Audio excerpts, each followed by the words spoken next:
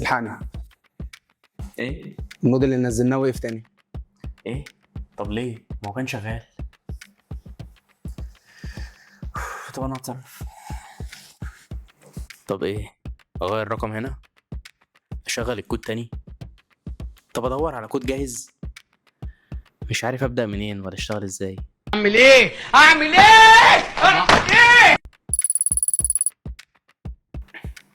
الحقني، ايه تاني؟ الموديل وقف تاني. طب استنى ثانية،